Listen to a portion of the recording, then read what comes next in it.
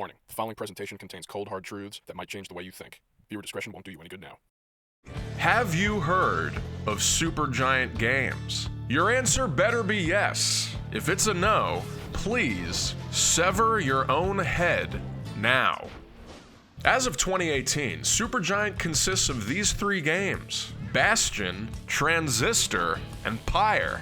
If you haven't heard of these three games, please drink a gallon of antifreeze and then sever your own head. And then chop up your own head into little pieces and eat those pieces, because you have failed as a gamer. Now, these games all have one immediately noticeable thing in common. Just look at them. But these are not just eye candy. Aside from excelling in visual style and art direction, each one of Supergiant's games offers surprisingly innovative gameplay, thanks to their knack for mashing up different genres in some pretty unexpected ways. Whatever this company is smoking, they need to keep smoking it.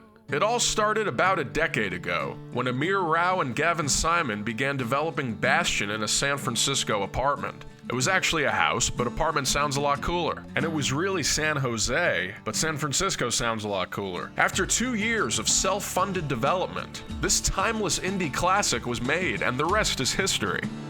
That house must have smelled like burritos and farts. But Bastion is a hack-and-slash, pseudo-isometric, lore-rich, yes, that is a genre, action-adventure RPG. You travel through awesome-looking worlds, collecting cores and then shards that help to restore the Bastion, which will become your hub world and your shops and where you upgrade skills and do all that good shit. He gets up, sets off for the Bastion. God, I fucking love this guy's voice so much. And you fight hordes of enemies using a large collection of weapons, being able to pick and choose which ones you upgrade. Although you acquire seemingly stronger weapons towards the second half of the game, they do not make the earlier ones obsolete at all. It just comes down to how you want to play the game. Do you want to lob an explosive orb at the enemies, or shoot a giant but slow-moving ball at them? You pick up a ton of items throughout this game that can all be used to craft some kind of ability for a particular weapon. The items also all trigger their own story. You can either prevent the calamity or stick around with me and Rex. I'd hate to be in your shoes. I don't know what that has to do with this little gear, but sure. I dig it. The other way you can customize your abilities is by equipping different elixirs that grant you passive abilities for your character. But the speed at which the game's best features are rolled out could not be better paced. Just when you think you've seen all that this game has to offer, you install or upgrade another feature in the Bastion, which then allows you to do something you didn't even know was in the game. This allows the gameplay to keep expanding right up until the end. One of my favorite things about this game is just how quickly it moves along, unlike this video. And I don't mean that the game is short. It's just that every single second something interesting is happening. Even though it is story-rich, this game doesn't dump any written dialogue on you whatsoever. Instead, the narrator tells you stories while you're fighting. Travel nears. I'm sorry, what was that? Right now. No, keep going. I'm listening. I've just gotta... There we go.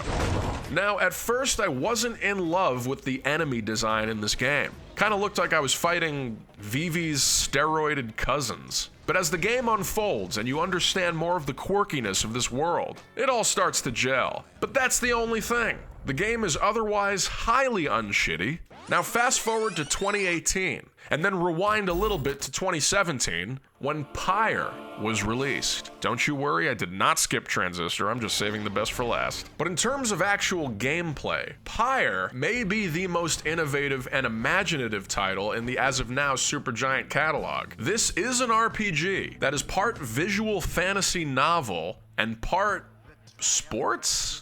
As awesome as this part of the game looks, you have to also be a fan of story to fully enjoy this game. Now, you know me. At this point, I think storylines in games can go take a hike and get picked up by someone and then stabbed to death and thrown off a cliff. But the storyline in this game is definitely more than decent. A ragtag bunch of misfits who have been cast out to the downside attempt to fight their way through a series of battles, or rites, for a chance at the liberation rites, where if they win, they will be liberated from their exile and let back into the Commonwealth. Or society You engage in mountains of rich dialogue, collect tons of different items that can mostly be used as accessories to buff up your characters, or to be simply sold for currency, and you participate in these colorful battles against some seriously colorful opponents. Pyre sort of feels like 3 different games mixed into one,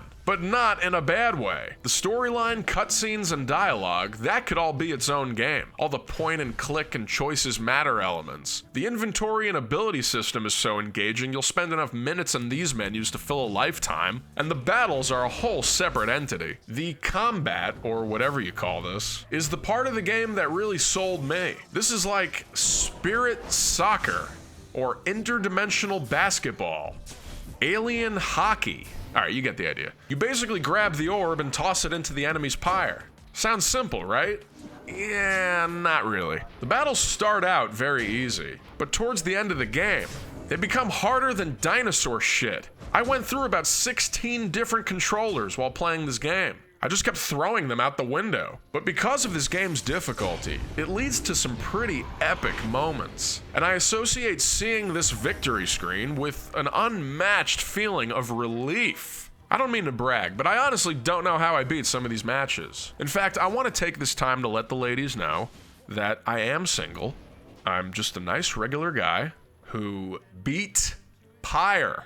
That's right, I pulled so many good moves during those rights. I was like Michael Jordan meets Michael B. Jordan. The truth is, I got my ass kicked so many times in this game. It forced me to really experiment with different characters, and that made it even worse. But in hindsight, maybe I should have experimented with other characters earlier on. Each one possesses a totally different set of abilities, which, once you unlock, they're locked in, just so you know. But there's also the accessory slot that allows you to use additional abilities, and you can and should upgrade those accessories with these things that you buy from this slug merchant. Every character in this game is just incredibly designed. This has got everything from a talking dog, to a talking worm, to a talking tree, to a regular guy, and whatever this is. And although there is written text, you do hear them speak some kind of garbledygook.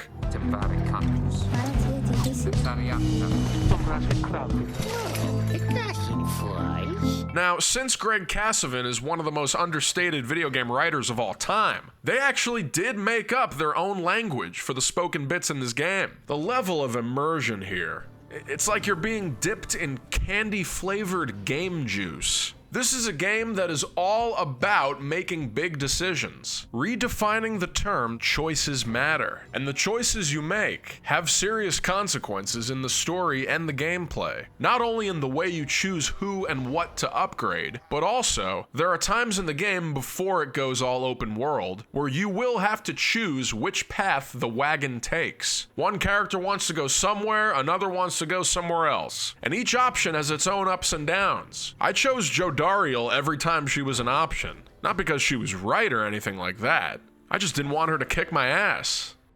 I mean, let's be real.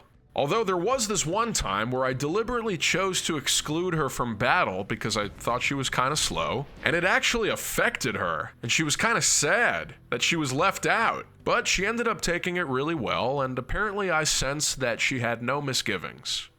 I'm still scared of her. But the game definitely has a running theme of being a failure and learning to get over it. Towards the end of the game, you're given the choice of who you want to be liberated first and be sent back to the Commonwealth. And where this seems like it would be the end of the game, it's actually where the fun begins, and the game shifts into an open world experience. Kind of reminisces of the way that the old Final Fantasy games were structured. But after you free your first character, you're able to continue playing the game until all of your characters have been liberated. I don't have a problem spoiling that for you because I wish I knew that. I didn't know what was going on when I first reached that part, and I accidentally got rid of my best character. I wish I got rid of you know who. But another thing that gives this game so much replay value is the fact that after getting rid of characters, it forces you to focus on getting good with the other characters, leveling them up and playing the game pretty differently depending on their skills. Now, if you want my honest, dim-witted opinion, I would have settled for a little less dialogue. But hey, this game is part visual novel, and I am part ignoramus. If you're down to do some reading, and you're down for a little Steve Nash with your fantasy RPG, Pyre is dire. Now, I have truly saved the best for last. Behold, the masterpiece of Transistor. I can hear, oh, I can hear. Yeah! Fuck yeah! My God, do I love this game. Confession time, this is the only game where I have actually beaten the New Game Plus and played through a New Game Plus Plus. I just can't get enough of it. Not only does Transistor look and sound absolutely godly, with that signature Supergiant trait of effectively building an original and intriguing fantasy world that is both bleak yet beautiful, but the battle system and ability tree here are the real silent killers. With the impeccably designed slow down time option that allows you to carefully plan your attacks and experiment on different moves, combined with the amazing mix-based ability system, you are in for something very unbad. The city of Cloudbank has been taken over by a pandemic that turns people into evil robots called The Process, and a bunch of other stuff that I'm not going to spoil. You play as Red, a beloved pop singer who has lost her voice and fights with a sword called the Transistor, which contains the trapped soul of her lover. The first thing you'll notice here is every single thing in this game could not look better. Right down to the way she drags her sword, to the look of the save point, and the little box plants on the ground. Oh my God, I love this game. What the fuck? Although the combat is intense and the story is dark, we're coupled with the cool and relaxed narration by Red's companion trapped in the Transistor. We're on the edge of town, 100 blocks away. And if that voice sounds familiar to you, Kid shows up just as Ulf's telling me about his own journey to the city. that is definitely our buddy Logan Cunningham, once again just being so goddamn awesome. Let's not stick around. Now, just like anything truly great, The Last Jedi, Transistor's gameplay might not be fully realized at first glance, because this experience comes at you in stages. At first, you will be wowed by the visuals, but you might not think the game has a lot of depth to it. Then, as you progress, you realize that you were just being a fucking idiot. Because as you're rewarded with so many helpful new abilities, you keep discovering different ways to combine them to produce better augmented abilities, constantly evolving and deepening the combat in genuinely surprising new ways. This is the same kind of combining moves mechanic that you see in really underrated indie games such as Copy Kitty, where you're given a wide variety of real-time combat abilities that can be mixed around into an even wider variety of combinations, giving you even more ability variations than you know what to do with. Transistor does this really well. The amount of combinations might be overwhelming at first, but this is also the best part of the game, just discovering new things that you can do. There is a balance you can achieve in this game where you figure out a really good set of combinations that works, and it makes a drastic difference. But you really have to experiment to get there. It took me a while to find out that if you equip this ability to one of the passive slots, it actually heals you every time you attack. So I use that for the rapid fire attack that I use all the time. So now it heals me every time I use that attack. But I don't think I discovered that until I was on my New Game Plus. Transistor's combat is the absolute perfect level of difficulty, and I know I say that a lot. I can't tell you how many times I've been on the verge of death, but then just barely won the fight at the last second. Here it is again. And again. And again. This happened nearly every battle. You can't ask for any higher stakes than that. The best is when you do lose all your health, but you get an emergency turn, and then you execute the perfect move to just win the battle. The key is to really utilize the slow time ability. and experiment with a bunch of different sequences of moves before actually executing any of them, just to see what does the most damage. You can see exactly how the attack will play out, how much damage you'll do to which enemies, and if you want, just hit undo and try a totally different scenario. And when you're ready, you execute it. You don't even have to play this game with the slowed time feature. It's a bit more difficult, but you can do it all in real time. But what makes this game even more fair is that there is an optional bonus area that you can go to called the back door, where you can earn extra experience by completing various bonus stages, which is where a callback to Bastion comes into play. Both Bastion and Transistor have this one bonus mission where you have to hit a bunch of targets with only a few moves. And in both games, these are only really doable once your gear is upgraded as much as it can possibly be. But the back door in Transistor is just a great place to chill out. You can kick around a beach ball, play with your dog, listen to music, or just watch the sunrise. That is Transistor. God, I just love looking at this game. I could just stare at this. Man. This company just gets it. Their games not only manage to be visual masterpieces, thank you Gen Z, but they all feature some kind of gameplay mechanic that I've never seen before. Transistor and Pyre just feel revolutionary in both style and substance. With Bastion, I think for its time, it was a breakthrough for being a high-quality, independent 2D action RPG that was released on consoles. Now those are a dime a dozen. Also, these three games will grow on you. The first thing you notice is how good they look. The second thing you notice is the voiceover by Logan Cunningham. Welcome to High Rise. Welcome home.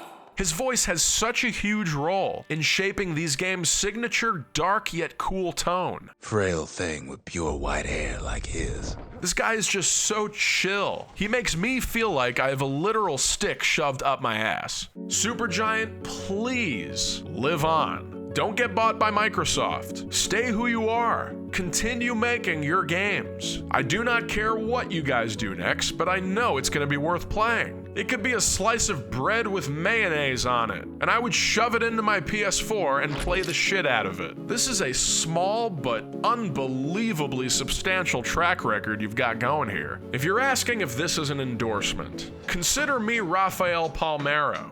And Supergiant is Viagra. No Supergiant dick jokes, please. I endorse the shit out of this company.